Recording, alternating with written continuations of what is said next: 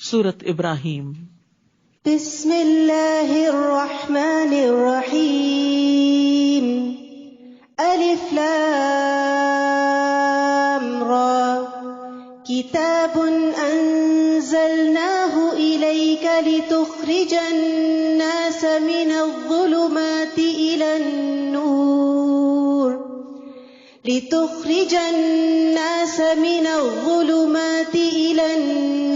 بإذن ربهم إلى صراط العزيز الحميد۔ شروع کرتی ہوں اللہ کے نام سے جو بے انتہا مہربان نہایت رحم فرمانے والا ہے۔ الف لام را، کتاب انزلناہ الیک لتخرج الناس من الظلمات الى النور بإذن ربهم الى صراط العزیز الحمید۔ الف لام را، یہ کتاب ہم نے آپ کی طرف اس لیے اتاری ہے کہ آپ لوگوں کو اندھیروں سے نکال کر روشنی کی طرف لائیں۔ یہ جہالت کے اندھیرے، کفر کے اندھیرے، غموں کے اندھیرے، پریشانیوں کے اندھیرے، مایوسی کے اندھیرے، کتاب ان سارے اندھیروں سے انسان کو نکالتی ہے، اور یہ اس کتاب کے آنے کا مقصد ہے، یعنی ان کے رب کے حکم سے لوگوں کو اس راہ کی طرف لائیں جو غالب اور قابل حمد اللہ تعالیٰ کی راہ ہے، یعنی صراط مستقیم کی طرف لائیں۔ اللہ جو آسمانوں اور زمین کی تمام موجودات کا مالک ہے، یعنی کون ہے اللہ جس کی طرف لائیں؟ جو ہر چیز کا مالک ہے، اور کافروں کے لیے سخت عذاب کی وجہ سے تباہی ہے، جو آخرت کے مقابلے میں دنیا کی زندگی کو پسند کرتے ہیں، یعنی جب دو آمنے سامنے ہوں تو دنیا چن لیتے ہیں اور اللہ کی راہ سے روکتے ہیں اور اس میں اپنی خواہشوں کے مطابق ٹیڑھ پیدا کرنا چاہتے ہیں، یہی لوگ گمراہی میں دور تک نکل گئے ہیں۔ تو یہاں یستحبون کا لفظ استعمال ہوا ہے جس کا معنی ہوتا ہے دنیا کو ناجائز طریقے سے طلب کرنا۔ تو جو شخص بھی آخرت کی نعمتوں کے مقابلے میں دنیا اور اس کی زینت کو ترجیح دیتا ہے، دنیا کی نعمتوں میں زندہ رہنا چاہتا ہے، اس کو پسند کرتا ہے، اور اس کے ساتھ ساتھ اللہ کی طرف جانے سے لوگوں کو روکتا ہے، کیونکہ جو خود دنیا سے محبت رکھتے ہیں، جن کا مقصد دنیا ہی دنیا ہوتا ہے، وہ اگر کسی کو دیکھیں کہ وہ دنیا سے ذرا کنارہ کشی کر کے اللہ کی طرف جا رہا ہے تو اس کے بھی پیچھے پڑ جاتے ہیں اور اس کو بھی روکتے ہیں۔ وَمَا أَرْسَلْنَا مِن رَّسُولٍ إِلَّا بِلِسَانِ قَوْمِهِ، اور ہم نے جو بھی رسول بھیجا اس نے اپنی قوم کی زبان میں ہی پیغام دیا، تاکہ لینگویج بیریئر نہ ہو، تاکہ وہ ان کے لیے ہر بات واضح طور پر بیان کر سکے، میسج تھرو ہو جائے۔ پھر اللہ جسے چاہتا ہے گمراہ کرتا ہے اور جسے چاہتا ہے ہدایت دیتا ہے، اور وہ ہر چیز پر غالب اور حکمت والا ہے۔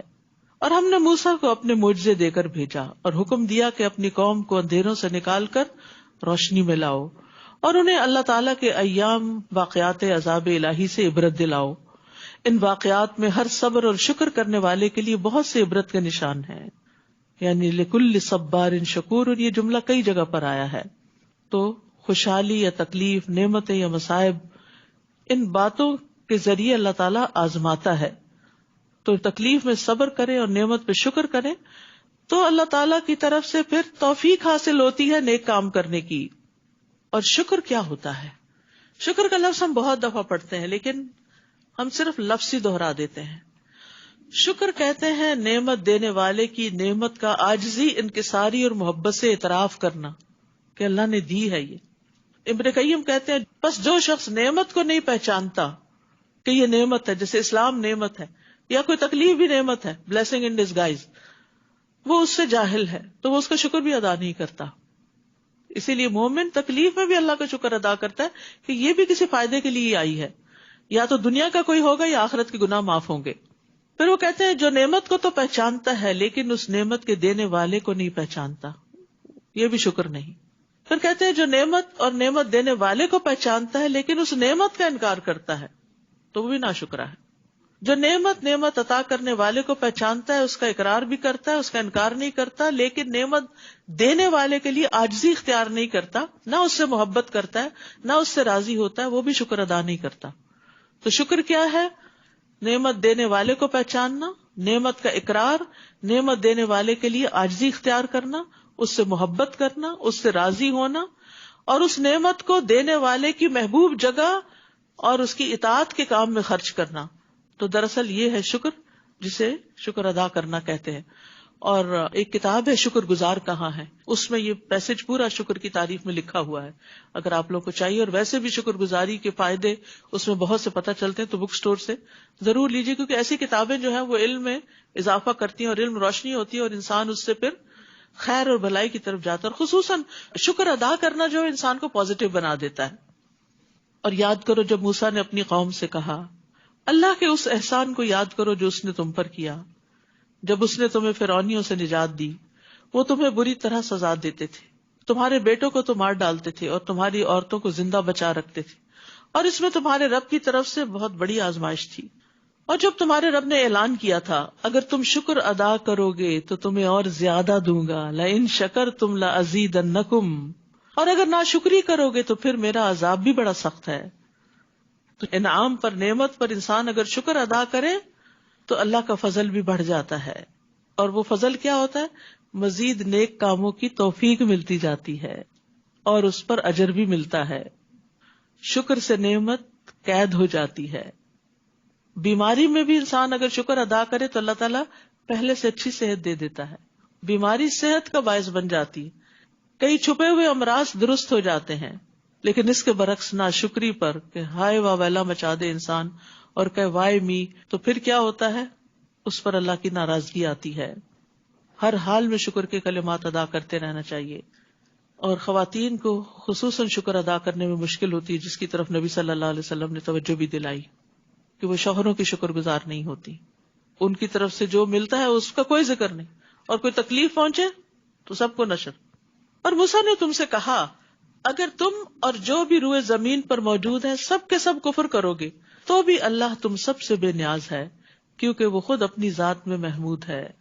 کیا تمہیں ان لوگوں کے حالات نہیں پہنچے جو تم سے پہلے گزر چکے ہیں، جیسے نوح، عاد اور سمود کی قومیں، اور ان کے بعد آنے والے لوگوں کے حالات جنہیں صرف اللہ ہی جانتا ہے. ان کے پاس ان کے رسول واضح دلائل لے کر آئے تو انہوں نے اپنے ہاتھ اپنے منہ میں دے لیے اور کہنے لگے جو پیغام تم لائے ہو ہم اس کا انکار کرتے ہیں، اور جس بات کی طرف تم ہمیں بلاتے ہو اس سے ہم ایسے شک میں پڑ گئے جو ہمیں بے چین کر رہا ہے. رسولوں نے انہیں کہا کیا اس اللہ کے بارے میں شک ہے جو آسمانوں اور زمین کا پیدا کرنے والا ہے؟ وہ تمہیں بلاتا ہے کہ تمہارے گناہ معاف کر دے اور ایک معین عرصے تک تمہیں مہلت بھی دیتا ہے.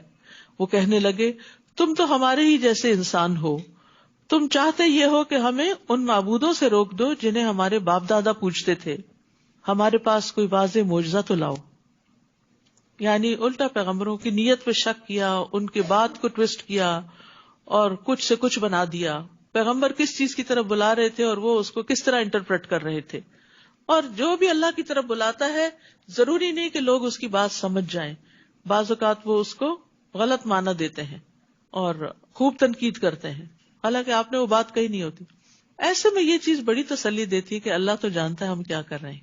مثلاً قرآن مجید میں اللہ تعالیٰ ہی صبر کا حکم دے رہے ہیں نا. کتنی دفعہ صبر کا ذکر ہوا، کتنی دفعہ شکر کا ذکر ہوا. تو اگر کوئی شخص آپ کو یہ کہے کہ آپ روز یہی قصہ سناتی ہیں کہ صبر کرو شکر کرو صبر کرو شکر، تو یہ کس نے کہا ہے؟ میں اپنے پاس سے تو نہیں گھڑ کے کہہ رہی کہ یہ کرو. یہ تو جس نے ہمیں پیدا کیا ہے وہی پیغام دے رہا ہے، اور اگر ہم یہ کریں گے تو ان فائدوں کو بھی پہنچیں گے. اور اگر ہم صبر و شکر نہیں کرتے تو مزریبل لائف گزارتے ہیں. ہر وقت کڑواہٹ بھری رہتی ہے ہمارے منہ میں، جب بات نکلتی ہے منہ سے کڑوی نکلتی. ظاہر جیسا منہ ہوگا ویسی بات نکلے گی نا، جیسا دل ہوگا ویسے ہی خیالات ہوں گے آپ کے دوسروں کے بارے میں. پھر آپ کو دوسروں کی بات بھی سمجھ نہیں آتی، ان کی خیر خواہی بھی نہیں آپ کو نظر آتی کہ وہ آپ کے لیے اچھا چاہتے ہیں. تو ایک بدگمانی 100 بیماریوں کو جنم دیتی ہے. رسولوں نے انہیں کہا ٹھیک ہے ہم تمہارے ہی جیسے انسان ہیں، مگر اللہ اپنے بندوں میں سے جس پر چاہتا ہے انسان فرما دیتا ہے. اور یہ ہماری طاقت نہیں کہ اللہ کے حکم کے بغیر کوئی معجزہ لا سکیں، اور ایمان لانے والوں کو اللہ ہی پر بھروسہ کرنا چاہیے. اور ہم اللہ پر کیوں نہ بھروسہ کریں جبکہ اس نے ہمیں ہماری سب راہیں دکھا دی ہیں، اور جو دکھ تم ہمیں دے رہے ہو اس پر ہم صبر کریں گے، اور بھروسہ کرنے والوں کو اللہ ہی پر بھروسہ کرنا چاہیے. آخر کافروں نے اپنے رسول سے کہہ دیا کہ ہم تمہیں اپنے ملک سے نکال دیں گے یا تمہیں واپس ہمارے دین میں آنا ہوگا. تب ان کے رب نے ان کی طرف وحی کی کہ ہم ان ظالموں کو یقیناً ہلاک کر دیں گے اور ان کے بعد تمہیں اس ملک میں آباد کریں گے. یہ انعام اس شخص کے لیے ہے جو میرے سامنے جواب دہی کے لیے کھڑا ہونے سے اور میری وعید سے ڈرتا ہو. تو اللہ کے غضب اور اس کی وعید سے ڈرنا ایمان کی علامت ہے. رب کی نافرمانی سے ڈرنا یہ بھی ایمان کی علامت ہے. جب ہم کوئی غلط کام کر لیتے تو ہمیں ڈر لگنا چاہیے کہ ہماری پکڑ نہ ہو. بعض اوقات انسان گناہ کی وجہ سے اپنے رزق سے محروم کر دیا جاتا، اور وہ رزق صرف مال و دولت نہیں ہوتا، کسی نیک کام کی توفیق اور اس کو اچھی طرح کرنے کی توفیق بھی ہو سکتی ہے. اور رب سے ڈرنے والے کے لیے جنت کا وعدہ ہے. وَلِمَنْ خَافَ مَقَامَ رَبِّهِ جَنَّتَانِ. کیونکہ یہ خوف انسان کو بری بات زبان سے نکالنے سے روکتا ہے، بیڈ بیہیویئر سے روکتا ہے، مخلص انسان بناتا ہے، اچھی عبادات کرواتا ہے کہ وہ سمجھتے میں اپنے رب کے سامنے کھڑا ہوں. وَاسْتَفْتَحُوا وَخَابَ كُلُّ جَبَّارٍ عَنِيدٍ. رسولوں نے فتح کی دعا مانگی تھی اور اس کے نتیجے میں ہر جابر دشمن نامراد ہو گیا. مِن وَرَائِهِ جَهَنَّمُ وَيُسْقَى مِن مَّاءٍ صَدِيدٍ. اس کے بعد اس کے لیے جہنم ہوگی اور پینے کو اسے پیپ کا پانی دیا جائے گا. استغفر اللہ. جسے وہ گھونٹ گھونٹ پیے گا اور اسے بمشکل ہی حلق سے اتار سکے گا. موت اسے ہر طرف سے آئے گی مگر وہ مرے گا نہیں، اور اس سے آگے اور سخت عذاب ہوگا. ابراہیم تیمی کہتے ہیں کہ کافر کو موت اس کے جسم کی ہر جگہ سے آئے گی، حتیٰ کہ اس کے بالوں کے کناروں سے بھی. اس کے جسم کی ہر جگہ میں پائی جانے والی دردوں اور تکلیفوں کی وجہ سے ہر طرف سے موت اس کو گھیرے ہوئے ہوگی. ضحاک کہتے ہیں اس کے پاس موت ہر جانب اور ہر جگہ سے آتی، یہاں تک کہ اس کے پاؤں کے انگوٹھوں سے بھی، یعنی ہر طرف سے نزع اور سکرات میں پکڑا ہوا ہوگا. جن لوگوں نے اپنے رب سے کفر کیا ان کے اعمال کی مثال اس راکھ کی سی ہے جسے آندھی کے دن تیز ہوا نے اڑا دیا ہو. یہ لوگ اپنے کیے کرائے میں سے کچھ بھی نہ پا سکیں گے. یہی پرلے درجے کی گمگشتگی ہے. کیا تم دیکھتے نہیں کہ اللہ تعالیٰ نے آسمانوں اور زمین کو حق کے ساتھ پیدا کیا ہے؟ اگر وہ چاہے تو تمہیں لے جائے اور تمہاری جگہ نئی مخلوق لے آئے، اور یہ بات اللہ تعالیٰ کے لیے کچھ دشوار نہیں. اور جب یہ لوگ اللہ کے سامنے حاضر ہوں گے تو کمزور لوگ ان لوگوں سے جو دنیا میں بڑے بنے ہوئے تھے کہیں گے ہم تو تمہارے ہی پیچھے لگے ہوئے تھے، بتاؤ آج آپ اللہ کے عذاب سے بچانے کے لیے ہمارے کچھ کام آ سکتے ہو؟ وہ کہیں گے اگر اللہ ہمیں ہدایت دیتا تو ہم بھی تمہیں دیتے. ہمارے لیے یکساں ہے کہ ہم بے صبری کریں یا صبر کریں، بہرحال ہمارے لیے نجات کی کوئی جگہ نہیں. تو ہدایت کی رغبت دنیا میں ہی ہو جانی چاہیے، آخرت میں کچھ فائدہ نہ ہوگا. اب یہاں سے خطبہ شیطان شروع ہوتا ہے. اس کو خطبہ شیطان کہتے ہیں کہ جب سارے انسانوں کا فیصلہ ہو چکے گا، جنت والے جنت میں چلے جائیں گے، جہنم والے جہنم میں، تو شیطان ایک خطبہ دے گا. کیا کہے گا؟ وقال الشیطان لما قضی الامر ان اللہ وعدکم وعد الحق ووعدتکم فاخلفتکم. اور جب تمام امور کا فیصلہ چکا دیا جائے گا تو شیطان کہے گا اللہ نے تم سے جو وعدہ کیا تھا وہ سچا تھا، اور میں نے بھی تم سے ایک وعدہ کیا تھا جس کی میں نے تم سے خلاف ورزی کی، اور میرا تم پر کچھ زور نہ تھا، بجز اس کے کہ میں نے تمہیں اپنی طرف بلایا تو تم نے میری بات مان لی. لہٰذا آج مجھے ملامت نہ کرو بلکہ اپنے آپ ہی کو کرو. آج نہ میں تمہاری فریاد رسی کر سکتا ہوں اور نہ تم میری کر سکتے ہو. اس سے پہلے جو تم نے مجھے اللہ کا شریک بنایا میں اس کا انکار کرتا ہوں. ایسے ظالموں کے لیے یقیناً دردناک عذاب ہے.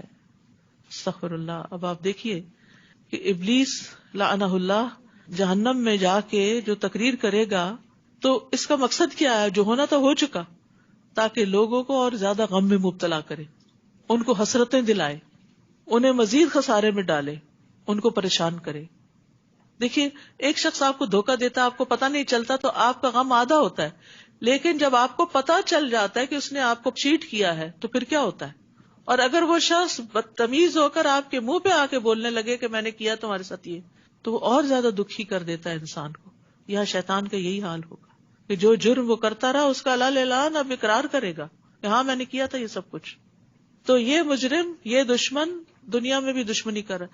ہر وہ راستہ جو اللہ کے راستے سے دور کرے وہ شیطان کا راستہ ہے. وہ بظاہر کتنا بھی خوشنما نظر آتا ہے اس سے پرہیز کرنا چاہیے. وَأُدْخِلَ الَّذِينَ آمَنُوا وَعَمِلُوا الصَّالِحَاتِ جَنَّاتٍ تَجْرِي مِن تَحْتِهَا الْأَنْهَارُ خَالِدِينَ فِيهَا بِإِذْنِ رَبِّهِمْ تَحِيَّتُهُمْ فِيهَا سَلَامٌ.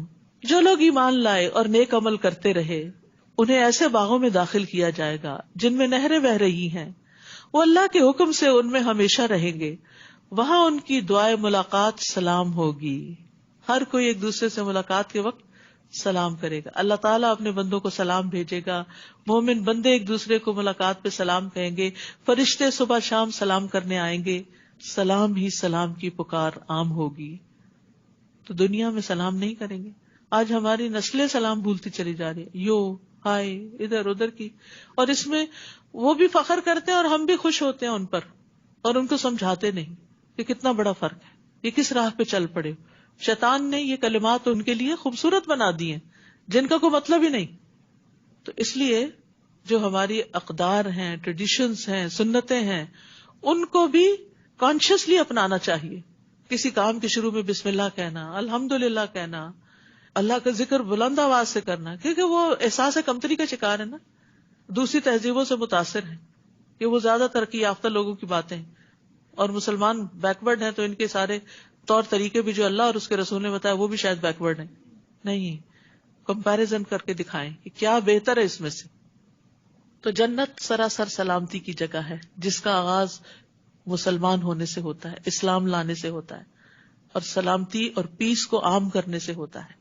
گھروں میں اپنی زبان اور ہاتھ سے دوسروں کو محفوظ رکھیں، گھر کے باہر، دوستوں میں، جہاں جس کے ساتھ مل کے کام کریں، اکٹھے سفر کریں، لین دین کریں، کسی بھی جگہ پر اپنے کولیگز ہیں، ان سب کے لیے آپ سلامتی کا پیغام بن جائیں کہ آپ کو دیکھیں تو انہیں تسلی ہو، مجھے اس شخص سے کوئی خطرہ نہیں، مجھے اس شخص سے کوئی خوف نہیں. یہ امن کا پیغامبر ہے. افسوس یہ کہ آج مسلمانوں کی یہ شناخت گم ہو گئی. سلامتی کا پیغام ہماری پہچان ہے اور یہی سلامتی کا ذریعہ بنے گا. پھر فرمایا الم تر کیف ضرب اللہ مثلا کلمۃ طیبۃ کشجرۃ طیبۃ اصلها ثابت وفرعها فی السماء. آپ دیکھتے نہیں کہ اللہ تعالیٰ نے کلمہ طیبہ یعنی توحید کی کتنی عمدہ مثال بیان کی ہے، جیسے وہ ایک پاکیزہ درخت ہو. یہ کلمہ کیا ہے؟ جیسے ایک پاکیزہ درخت، عمدہ درخت، بہترین درخت جس کی جڑ زمین میں خوب جمی ہوئی ہو اور شاخیں آسمان سے باتیں کرتی ہوں، اور پھر وہ ہر آن اپنے پھل دیتا ہو. یہ کون سا درخت ہے؟ حدیث سے پتہ چلتا ہے کہ یہ کھجور کا درخت ہے. نبی صلی اللہ علیہ وسلم کے پاس کھجور کے درخت کا خوشہ لایا گیا تو آپ نے یہ آیت پڑھی، فرمایا کہ یہ مومن کی مثال ہے. تو درخت سے تشبیہ کیوں دی گئی؟ اس لیے کہ درخت اس وقت تک درخت نہیں بنتا جب تک اس میں تین چیزیں نہ پائی جائیں: مضبوط جڑ، سیدھا کھڑا ہونے والا تنا، اور بلند شاخیں. اگر ان میں سے کوئی ایک چیز بھی نہیں تو وہ کھڑا ہی نہیں رہ سکتا. اسی طرح ایمان بھی تین چیزوں کے بغیر مکمل نہیں ہوتا: دل کی تصدیق کہ جڑیں دل میں جمی ہوئی ہیں، پکا یقین ہے کہ اللہ ایک ہے، رسول برحق ہیں، آخرت برحق ہے، مختلف جڑیں ہیں ادھر ادھر پھیلی ہوئی ہیں، اور دل کو انہوں نے پوری طرح اپنے کنٹرول میں لیا ہوا ہے، دل کہیں ادھر ادھر مائل ہی نہیں ہوتا. زبان سے اقرار، اس کا اظہار، اور جسم سے عمل. تو ایمان کے تین حصے ہیں: تصدیق، اقرار اور عمل. دل سے تصدیق، زبان سے اقرار، اور جسم سے، اعضاء سے، جوارح سے عمل. تؤتی اکلہا کل حین باذن ربہا، وہ اپنے رب کے حکم سے ہر آن پھل دے رہا ہے. Ever green. جس انسان کے دل میں ایمان جاگزیں ہو جاتا ہے، جس کی زبان مستقیم ہو جاتی ہے، جس کا عمل خوبصورت ہو جاتا ہے، وہ ہر وقت لوگوں کو فائدہ پہنچا رہا ہوتا ہے. ہر وقت آپ اس سے ملاقات کریں، آپ اس سے بات کریں، آپ اس سے کوئی سوال کریں، آپ اس سے کسی طرح کی کوئی مدد چاہیں، تو وہ آپ کو لیٹ ڈاؤن نہیں کرے گا. وہ اگر آپ کے کام آ گیا تو ٹھیک، نہ آ سکا تو کسی اور سے کہہ کے آپ کا کام کروا دے گا. اس کے اندر خیر ہی خیر ہوتی. وہ سوچتا بھی اچھا ہے دوسروں کے لیے، بولتا بھی اچھا ہے، چاہے سامنے ہو چاہے پیچھے ہو، اور اچھے کام بھی کرتا ہے. اور کل سے جو بات بڑی میرے دل پہ لگی ہوئی یہ تھی کہ خوبصورت عمل، خوشبودار اور اچھے انسان کی شکل میں انسان کے ساتھ ہوگا، قبر میں بھی اور حشر میں بھی. تو قبر میں تنہائی ہے، وحشت ہے، اس سے بڑا ڈر لگتا ہے نا کہ پتہ نہیں کیسی جگہ ہوگی. تو اس سے عمل کرنے کا شوق بڑھتا ہے کہ اچھا یہ عمل بڑھتا جائے گا، جتنا زیادہ عمل کریں گے اتنا ہی وہ خوبصورت ہوگا اور اتنا ہی وہ زیادہ بڑا ہوگا. انسان کا سارا غم چلا جائے گا. تو ہمیں سوچنا چاہیے کہ کیا ہم وہ درخت ہیں کہ جو ہر وقت پھل دے رہا ہے، یعنی اور نہیں کسی کو دیکھیں تو اسمائل ہی کر لیں، یہ بھی پھل دینا ہے، ایور گرین. باقی آپ دیکھیں سارے درخت خزاں میں جڑ جاتے ہیں، اور دیکھیں تو دل گھبراتا ہے ان کو کہ یہ کیا ہوا، سب کچھ لٹ گیا، لٹے پٹے ہوتے ہیں. لیکن کھجور کا درخت کسی موسم میں نہیں لٹتا، وہ گرین ہی رہتا ہے. اور پھر یہ تو مومن کی مثال ہے. اچھا ہمارا حال یہ ہوتا ہے جب اچھے دن ہو نا تو ہم خوش اخلاق ہوتے ہیں، اور ذرا تھکے میں ہو اور ذرا بیمار ہو یا کوئی ہمیں پریشان کر دے، پھر دیکھیں ہم کیا ہوتے ہیں، پھر ہمارے پھلوں کا سیزن ختم ہو جاتا ہے. کبھی دن کو اچھے ہوتے ہیں، رات کو اچھے نہیں ہوتے، کبھی رات کو اچھے ہوتے ہیں اور دن کو اچھا نہیں ہوتا. تو اب آ رہی ہیں دن کی عبادتیں بھی اور رات کی عبادتیں بھی، اللہ ہمیں توفیق دے دے اور قبول کر لے. تو مومن کے نیک اعمال رات اور دن ہر موقع پر ہر وقت اس کو بلند کرتے رہتے ہیں. اور گندے کلمے شرک کی مثال ایک خراب درخت کی طرح ہے جسے زمین کی سطح سے ہی اکھاڑ پھینکا جائے اور اسے کچھ استحکام نہ ہو. جو جڑی بوٹیاں سی ہوتی ہیں جو زمین میں پھیلی ہوتی ہیں کانٹوں والی، جو بھی گزرے اس کو پکڑ لیتی. جو لوگ ایمان لائے اللہ انہیں اس قول ثابت کلمہ طیبہ سے دنیا کی زندگی میں بھی ثابت قدم رکھتا ہے. دنیا میں ان کو استقامت نصیب ہوتی ہے، اچھے کام کرتے رہتے ہیں، اور آخرت میں بھی رکھے گا. اور جو ظالم ہے اللہ انہیں بھٹکا دیتا ہے، اور اللہ وہی کرتا ہے جو چاہتا ہے. نبی صلی اللہ علیہ وسلم نے فرمایا مومن جب اپنی قبر میں بٹھایا جاتا ہے تو اس کے پاس فرشتے آتے ہیں، پھر وہ شہادت دیتا ہے کہ اللہ کے سوا کوئی معبود نہیں اور بے شک محمد صلی اللہ علیہ وسلم اللہ کے رسول ہیں. تو یہ اللہ کے اس فرمان کی تعبیر ہے یثبت اللہ الذین آمنوا بالقول الثابت فی الحیات الدنیا وفی الآخرہ، اور آخرت کی پہلی منزل قبر ہے. لیکن جو ظالم ہیں ان کو اللہ تعالی حق بات سے محروم رکھے گا. وَيُضِلُّ اللَّهُ الظَّالِمِينَ وَيَفْعَلُ اللَّهُ مَا يَشَاءُ، اور اللہ جو چاہتا ہے کرتا ہے. یعنی ظالموں کو ان کی قبروں میں یہ کلمہ نصیب نہیں ہوگا، وہ صحیح جواب نہیں دے سکیں گے. حدیث میں آتا ہے، طویل حدیث کا حصہ ہے، وہ آپ نے موت کا ذکر کیا اور فرمایا کافر کی روح اس کے جسم میں لوٹائی جاتی ہے، دو فرشتے اس کے پاس آتے ہیں، اسے اٹھا بٹھاتے ہیں، اس سے پوچھتے ہیں تیرا رب کون ہے؟ وہ کہتا ہاں لا ادری، مجھے نہیں پتا. پھر اس سے پوچھتے ہیں وہ کون ہے جو تمہیں مبعوث کیا گیا؟ وہ کہتا ہاں مجھے نہیں پتا. تو منادی کرنے والا آسمان سے ندا دیتا ہے، پھر دین کے بارے میں پوچھتے تو یہی جواب دیتا ہے. تو وہ آسمان سے ندا دیتا ہے کہ اس نے جھوٹ کہا، اس کے لیے آگ کا بستر بچھا دو، اسے آگ کا لباس پہنا دو اور دوزخ کی طرف دروازہ کھول دو. پھر فرمایا جہنم کی طرف سے اسے تپش اور سخت گرم ہوا آنے لگتی ہے، قبر کو تنگ کر دیا جاتا ہے یہاں تک کہ پسلیاں ایک دوسرے کے اندر گھس جاتی ہیں. پھر اس پر اندھا گنگا فرشتہ مقرر کر دیا جاتا ہے جس کے پاس لوہے کا ایسا بھاری گرز ہوتا ہے کہ اسے پہاڑ پہ مارا جائے تو پہاڑ مٹی مٹی ہو جائے. پھر وہ اس کے ساتھ ایسی چوٹ مارتا ہے جس کی آواز جنوں اور انسانوں کے علاوہ مشرق و مغرب کے درمیان کی ساری مخلوق سنتی. پھر وہ مٹی مٹی ہو جاتا ہے، ریزہ ریزہ ہو جاتا ہے. آپ نے فرمایا پھر روح لوٹائی جاتی ہے، پھر یہ پروسیس شروع ہوتا ہے. اللہ تعالیٰ ہم سب کو اس سے محفوظ رکھے. اور منافق کے ساتھ بھی یہی ہوتا ہے. کیا آپ نے ان لوگوں کی حالت پر غور نہیں کیا جنہوں نے اللہ کی نعمت یعنی ایمان کو کفر سے بدل ڈالا اور اپنی قوم کو ہلاکت کے گھر جا اتارا، جو جہنم ہے جس میں وہ داخل ہوں گے اور وہ بہت بری قیام گاہ ہے. ان لوگوں نے اللہ کے کئی ہمسر بنا ڈالے تاکہ لوگوں کو اس کی راہ سے بھٹکا دیں. آپ ان سے کہیے مزے اڑا لو، آخر تمہیں دوزخ کی طرف ہی لوٹنا ہے. قل لعبادی الذین آمنوا یقیموا الصلاة وینفقوا مما رزقناہم سرا وعلانیہ من قبل ان یأتی یوم لا بیع فیہ ولا خلال. اے نبی میرے ان بندوں کو جو ایمان لائے ہیں کہہ دیجئے کہ وہ نماز قائم کریں اور جو کچھ ہم نے انہیں دے رکھا ہے اس میں سے پوشیدہ اور اعلانیہ خرچ کیا کریں، قبل اس کے کہ وہ دن آ جائے جس میں نہ خرید و فروخت ہوگی اور نہ دوستی کام آئے گی. تو آپ دیکھ رہے ہیں کہ کم و بیش روزانہ صدقے کی بات ہوتی ہے. کل کسی نے مجھ سے پوچھا کہ ہر روز تو کوئی لینے والا نہیں ہوتا تو کیا کریں؟ تو اس میں یہ ہے کہ آپ اپنے گھر میں ہی صدقہ باکس بنا لیں اور ہر روز اس میں ڈالتے جائیں. ہفتے کے ہفتے، رات کو، دن کو، جب کبھی مسجد جائیں ساتھ لے جائیں. اور اس میں آپ دیکھیے جس بھی چیز پہ آپ خرچ کرتے ہیں وہ صدقہ ہی کہلاتا ہے. کوئی صدقہ جاریہ ہوتا ہے جو تعلیم وغیرہ پہ خرچ کیا جاتا ہے، اور کوئی فقراء اور مساکین کو کھلانے اور ان کی ضروریات پوری کرنے کے کام آتا ہے. تو ہمیں اللہ کے راستے میں دے دینا چاہیے اور ہمیں ملے گا اجر ہماری نیت کے مطابق. حضرت عائشہ اور حضرت اسماء دونوں کا طریقہ مختلف تھا. ایک ان میں سے وہ تھی جن کے پاس جو آتا بس فوراً نکال دیتی، اور دوسری جمع کرتی رہتی، جب کوئی ایک سرٹن اماؤنٹ جمع ہو جاتی کچھ قابل ذکر تو پھر اکٹھا دیتی. کل عبادی، اللہ کہتے ہیں میرے بندوں سے کہیے. تو کیا ہم اللہ کے بندے نہیں بنیں گے کہ اللہ میں تیری بندی ہوں؟ اگر اللہ کی بندی ہے تو پھر اللہ نے جو کہا ہے وہ کرے. نمبر 1 اقامت صلاۃ، اور نمبر 2 جو ہم نے رزق دیا ہے اس میں سے چھپا کے بھی خرچ کریں اور کبھی دکھا کے بھی. جیسے گھر میں بچوں کو سمجھانا ہے، بتانا ہے، تو ان کے سامنے خود بھی ڈبے میں ڈالیں اور ان سے بھی ڈلوائیں. خاص طور پر کیش وغیرہ اب تو مشکل ہی ہوگی نا، ہر چیز کارڈز پہ چل رہی، چینج ہوتا ہی نہیں، رکھنا ہی نہیں چاہتے کیونکہ بیگ بھاری ہو جاتا ہے. تو اب وہ پہلے جو گھروں میں پورے باکسز بھر جاتے تھے کوائنز سے، اب وہ سلسلہ بھی نہ ہونے کے برابر ہو گیا. لیکن کچھ بھی کرے انسان اپنے ہاتھ سے اپنے آگے کے لیے دے تاکہ اگلی منزلیں آسان ہوں. موت کے وقت اگر انسان سے پوچھا جائے کہ تم کیا کرنا چاہو گے تو وہ کہے گا مجھے دنیا میں بھیجو، میں ذرا صدقہ کر کے آ جاؤں. وہ یہ نہیں کہے گا میں نماز پڑھوں یا کچھ اور کروں، صدقہ کر لوں.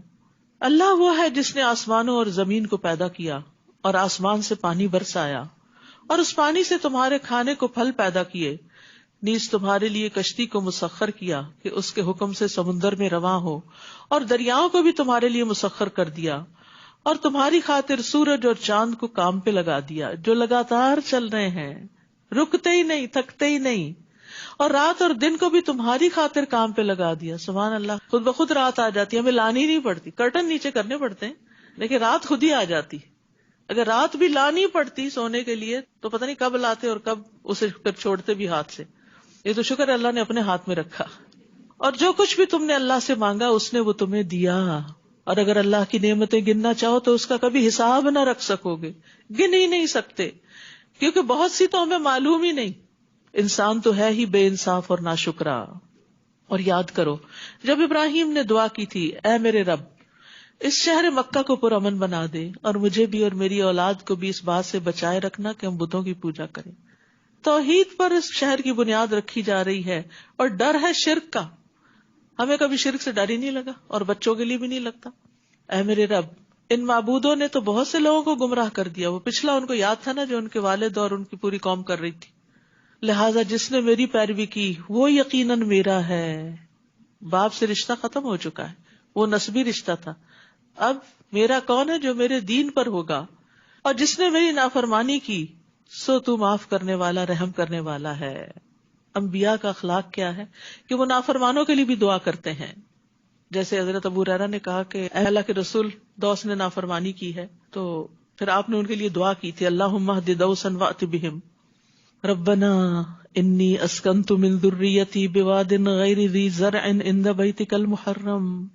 اے میرے رب میں نے اپنی اولاد کے ایک حصے کو تیرے قابل احترام گھر کے پاس ایسے میدان میں لا بسایا جہاں کوئی کھیتی نہیں. ہم اپنے بچوں کو کہاں سیٹل کرنا چاہتے ہیں جہاں وہ ہم سے بھی بہتر زندگی بسر کر سکے. اور ابراہیم علیہ السلام نے اللہ کی خاطر بچوں کو کہاں لا بٹایا؟ جہاں دنیا نہیں تھی، تاکہ وہ نماز قائم کریں. اے رب بعض لوگوں کے دلوں کو ان کی طرف مائل کر دے اور انہیں کھانے کو پھل مہیا کر دے. توقع ہے کہ یہ شکر گزار رہیں گے. محبتوں کی دعا بھی کی کہ لوگوں کے دل ان کی طرف مائل کر دے، اور کھانے کے لیے بھی بہترین چیز مانگی.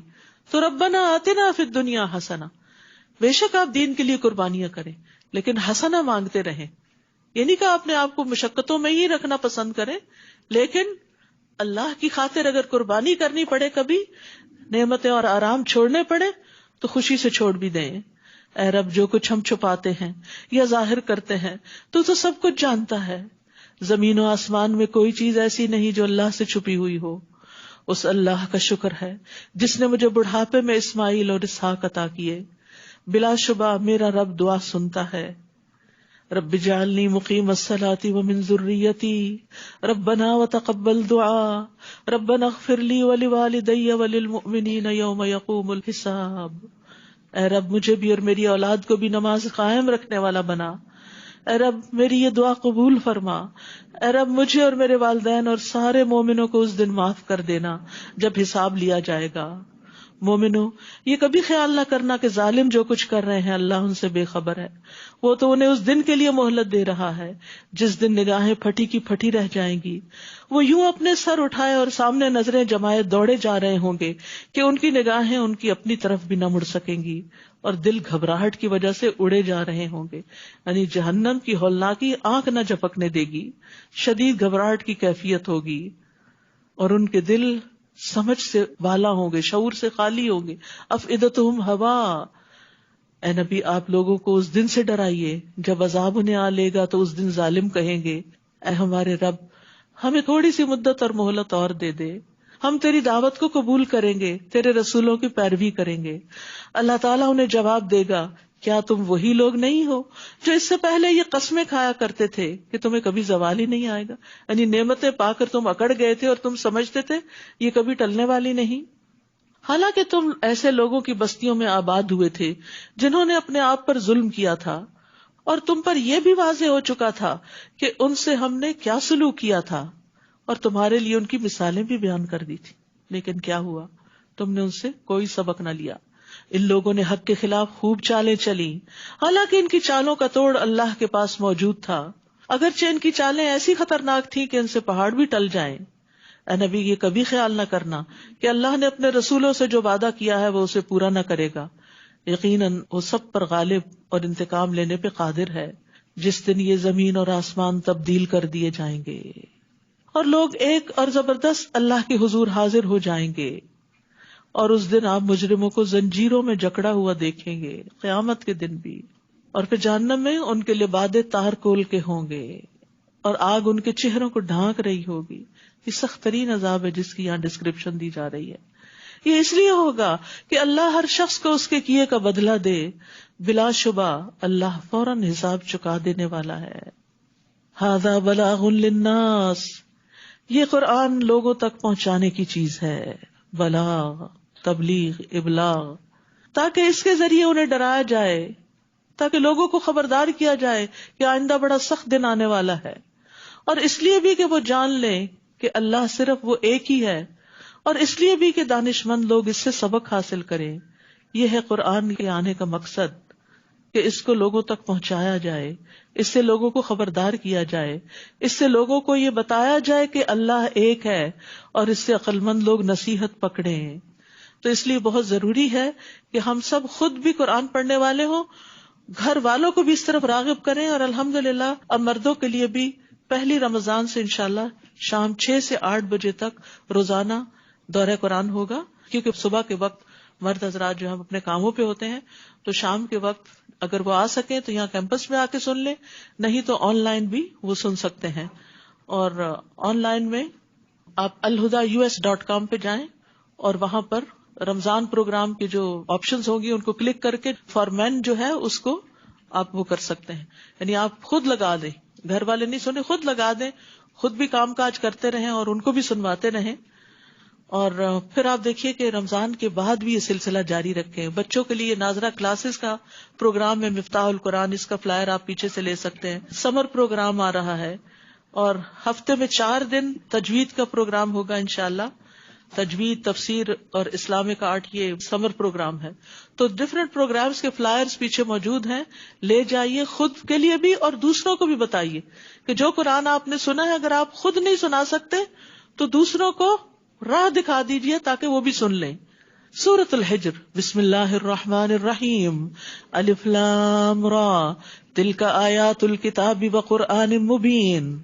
الف لام را، یہ اللہ کی کتاب اور اس قرآن کی آیات ہیں جو اپنے احکام واضح طور پر بیان کرنے والا ہے. اللہ ہمیں اس پر عمل کرنے والا بنا دے اور اسے دور دور تک پہنچانے والا بنا دے. وآخر دعوانا ان الحمد للہ رب العالمین. سبحانک اللہم وبحمدک، اشہد ان لا الہ الا انت، استغفرک واتوب الیک. السلام علیکم ورحمۃ اللہ وبرکاتہ.